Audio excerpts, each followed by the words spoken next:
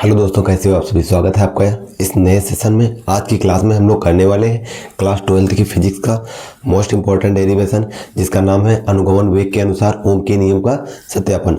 ये पेपर में 5 नंबर में पूछा जाता है कि अनुगमन वेग की परिभाषा बताइए तथा अनुगमन वेग के अनुसार ओम के नियम का सत्यापन कीजिए। तो उसी को हम लोग करने वाले हैं। डालेंगे हेडिंग अनुगमन वेग के अनुसार ओम के नियम का सत्यापन।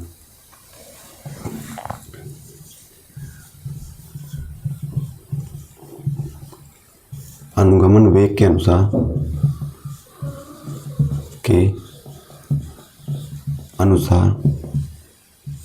ओम के नियम का सत्यापन।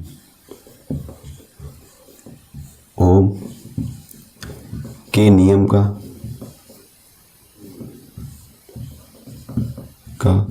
सत्यापन।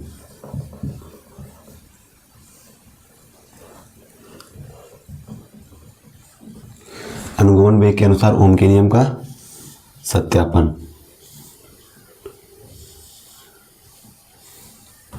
तो इसमें बनाएंगे फिगर।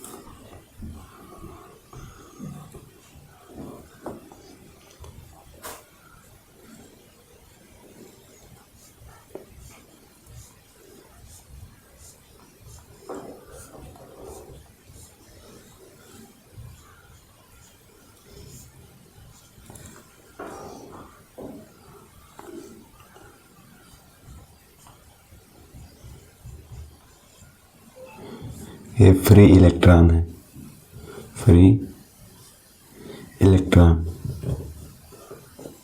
अर्थात मुक्त इलेक्ट्रॉन। बताएंगे कि जब कोई चालक में धारा बहती है तो इलेक्ट्रॉन जो होते हैं धारा की विपरीत दिशा में बहते हैं। कहने का मतलब धारा किधर से पॉजिटिव से निगेटिव की ओर बहेगी, तो इलेक्ट्रॉन क्या करेंगे। अगर धारा बह रही पॉजिटिव से निगेटिव, तो धारा इधर की ओर बह रही तो इलेक्ट्रॉन विपरीत दिशा में गति करेंगे। तो इसमें ये क्या है बताएंगे, बैटरी है, सेल है। तो लिखेंगे इसकी लैंग्वेज। माना किसी चालक में इलेक्ट्रॉनों का ऊष्मीय वेग u1, u2 तथा u3 है। ऐसे करके कहाँ तक, अनंत तक, मतलब un तक है।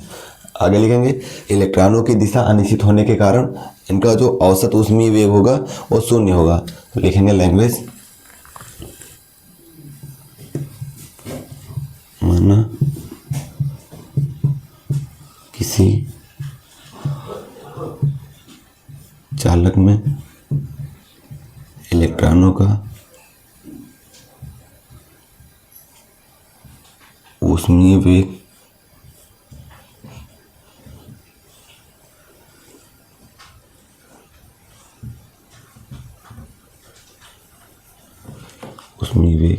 u1, u3,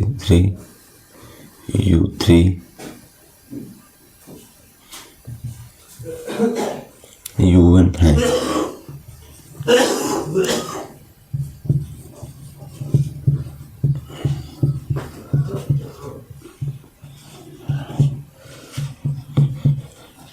इलेक्ट्रॉनों की दिशा अनिश्चित होने के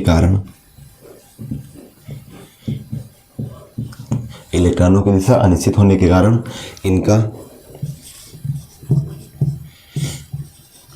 औसत ऊष्मीय वेग u1 plus u2 plus u3 un और बटे में n इज इक्वल टू 0 होगा।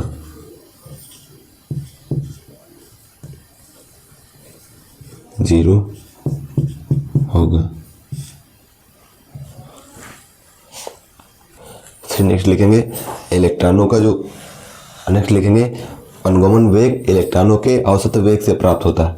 अनुगमन वेग इलेक्ट्रॉनों के औसत वेग से प्राप्त होता है। तो यहाँ लिखेंगे अनुगमन वेग इलेक्ट्रॉनों के औसत वेग से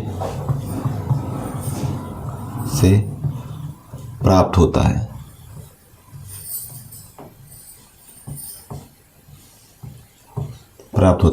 अतः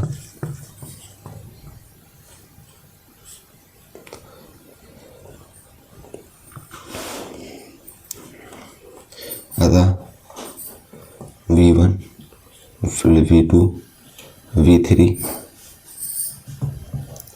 Vn बाई n लिखेंगे गति के प्रथम समीकरण से from first equation of motion गति के प्रथम समीकरण से। गति का प्रथम समीकरण होता है v बराबर u प्लस ए टी। तो रखेंगे vd बराबर u प्लस ए टी है, तो लिखेंगे u1 प्लस ए टाउ 1।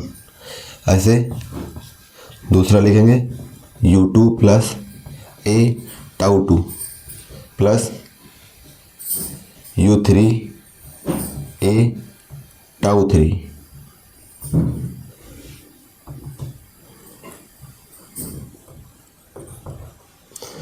ऐसे un प्लस ए टाउ n और बटे में n।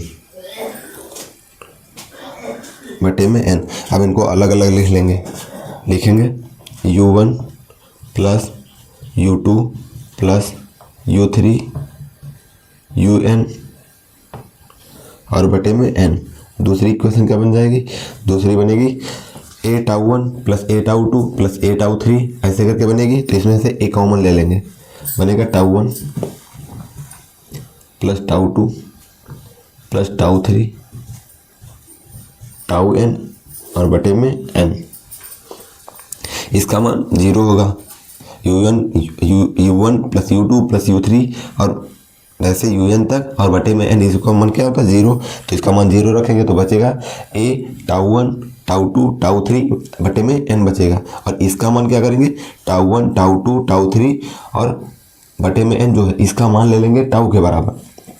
तो होगा vd बराबर a टाउ, vd बराबर a टाउ लिख देंगे। चूंकि इसके बाद लिखेंगे माना मास द्रव्यमान जो है m है, माना द्रव्यमान a m है तथा त्वरण a है। माना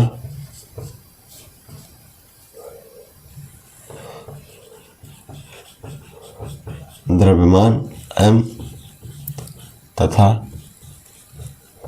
त्वरण a है। देन अब क्या मिलेगा?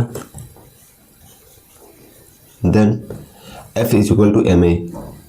F is equal to M A. इलेक्ट्रॉनों पर कार्यरत स्थिर वैद्युत बल, इलेक्ट्रॉनों पर कार्यरत स्थिर वैद्युत बल यहाँ लिख देंगे इलेक्ट्रॉनों पर कार्यरत स्थिर वैद्युत बल, स्थिर वैद्युत इलेक्ट्रॉनों पर कार्यरत स्थिर वैद्युत बल क्या है? F is equal to F E, F is equal to E के। तो यहाँ लिख देंगे F is equal to E के। यहाँ पर देख रहे हैं कि लेफ्ट हैंड साइड दोनों की बराबर है तो राइट हैंड साइड भी बराबर होंगी। तो लिख देंगे एम ए बराबर किसके? ई के। एम ए बराबर ई के और ई बराबर होता है वी बाई एल के। ई बराबर क्या होता है? लिख देंगे ई बराबर वी बाई एल के। तो हो जाएगा एम ए बराबर वी ई बटे में एल और यहाँ से ए का मान निकालेंगे तो बनेगा ए बराबर वी ई बटे एम एल, वी ई बटे में एम एल। तो ए का मान जो है वो यहाँ पर पुट कर देंगे, ए का मान यहाँ रखेंगे तो बनेगा वी डी। इसको मान लेंगे इक्वेशन फर्स्ट, लिख देंगे from equation first, from equation first, समीकरण 1 में रखो मान, तो बनेगा ए की जगह पर V E by M L, V D बराबर वी ई और बटे में एम एल और इंटू में टाउ।